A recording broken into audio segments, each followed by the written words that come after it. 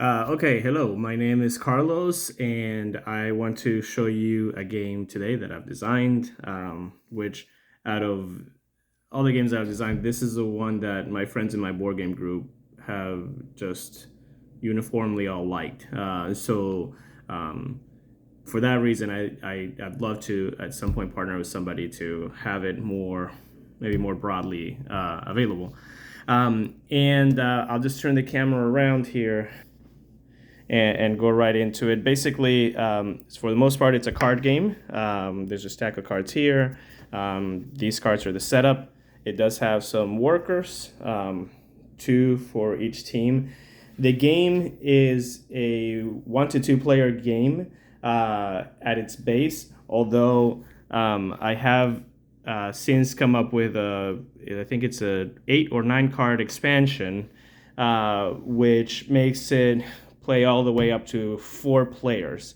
It changes the game a little bit because for a 3 player it becomes sort of asymmetric, and for 4 players it becomes a team game. But it also adds a different type of meeple that does a different thing, or a different type of worker. And so it's a small box. It has a fairly small rule book, very simple rules, and then the other component is just a token that's used for when there are newer players. They get to use this during the game, and it just kind of balances out the game, the skill level.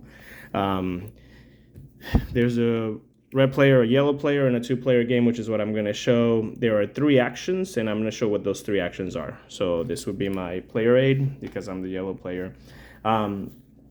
The aim of this game is to get one of my workers, and these are supposed to be birds. I have new meeples on their way, but they haven't arrived yet. These are supposed to be birds that can sort of hop all the way to the other player's starting cards. So like if I can get one of these guys here, this one or this one, all the way to one of these cards, I win the game, and the same for them. Okay, and these cards all have balloons on them. So what I start standing on is a bunch of balloons, and you can see that this yellow bird is on yellow balloons, and so is this one. Okay, same with the reds.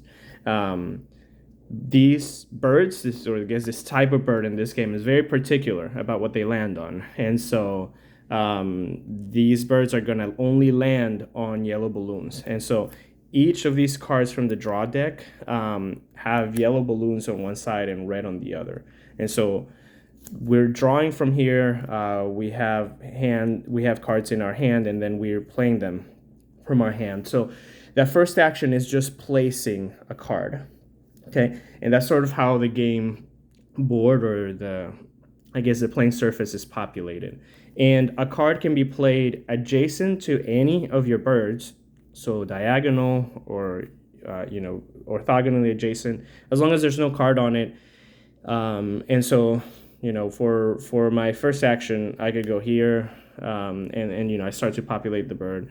The board, and then the other player. Let's say I'm just drawing these at random. So after a turn, these might look like this. After a couple of turns, each turn you only get 1 action. So it goes very fast. It's a very fast-paced game.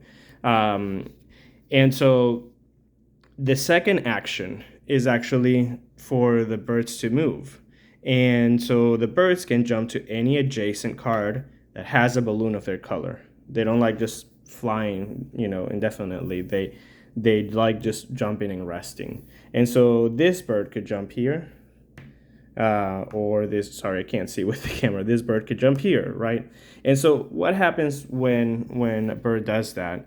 And this is sort of like the main, like new mechanic that this game brings to the table, is that once this bird jumps here, because he's like landing on the balloon, is kind of weighing down the balloon, the air pressure changes. It causes some changes to the air pressure, which is wind. And the clouds on the card, you can see that each of these cards is going to have 3 different clouds, and they're in different places. They're going to indicate which way that wind is going to blow. Okay, so the wind is going to blow this way. Nothing happens because there's nothing here. It's going to blow that way. And so anytime a card is blown by the wind, it is flipped. Okay, And again, all cards have red on one side and yellow on the other. So this bird has changed this one to where the red player can now possibly claim a victory here. And then this card is going to flip as well. And I can choose which way to place these, but let's say I place it this way. Now this bird sort of can't move here. The only option, if I wanted to move this bird right now, would be to move them back here with this other bird, and they're sharing a balloon, and then the same actions would take place. So obviously I was drawing these at random. This was not great placement by me, but that's sort of like, that's the second action. So again, I can place cards. I can move my birds from one card to the next, and that has an effect on the state of the board. The last action I can do is just draw cards. And so I draw 3 cards, I keep 1, and I return the others. I can return them to the top or the bottom of the deck. And there's a reason for why you might return to the bottom of the deck. I think it takes some knowledge of the game, but there are strategic reasons for it. So probably no need to get into them.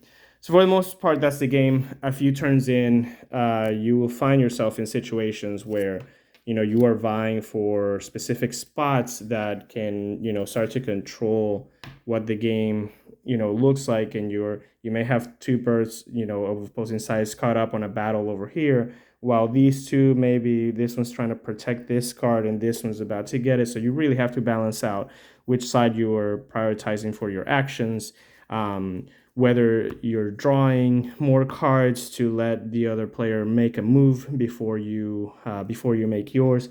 You only have a hand limit of 3, so you can do that only for so many times. But of course, drawing cards makes your hand more powerful. So anyway, in a nutshell, that's the game. This setup is sort of a tutorial setup. After you play a game or two, the recommendation is that you move on to sort of the advanced game, and it's just one rule that changes, and that's where it adds like real strategic meat to the game. And basically, every card, if it has birds on one side, it will not have birds on the other.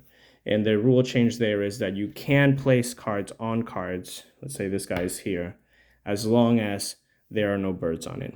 So that card now becomes available for me to place a card on. And the same goes for every single card.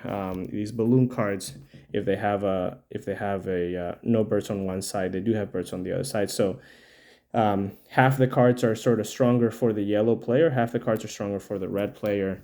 And hence the reason to, when you return cards, you may want to put some back at the bottom and whatnot. The 3 and 4 player game does add an extra meeple that behaves a different way. It adds a human. And so humans behave a little different in how they move. I'm not going to show that. It does it, it's an extra rule. So it makes the game a little heavier, not much, but they behave different, and it adds some cards that are building cards. Essentially, when those building cards are placed, then those are cards that can't be flipped. And so it's just 8 cards and 2 extra meeples makes the game just adds a lot of complexity or strategic complexity to the game. Not a ton in terms of rules overhead, but anyway, that's the game. It's a small box game. I made these boxes so that I could sell them to my friends in my game group. I mostly give them to them as gifts and stuff, but and I forgot. So like the theme of the game. So the game is called Mi Cielo, which is a Spanish phrase, which would be equivalent to saying my darling, my love. And so it sort of fits because it's so cutesy and all that, but just literally translated, and it gets into that a little bit back here. Mi cielo means my sky. And so you really kind of, you're just sort of battling with somebody to take control of the sky. And so when I first started developing this game, I envisioned it for just a couple of best friends or whatever, like this. It's just like this cutesy thing, but with like real strategic meat to them, or maybe a couple, like to bring it out on a picnic or anything like that. Anyway, that's mi Cielo. I hope it interests somebody, and that's about it. If you have any questions, please let me know. I'll be happy to answer them. Thanks so much.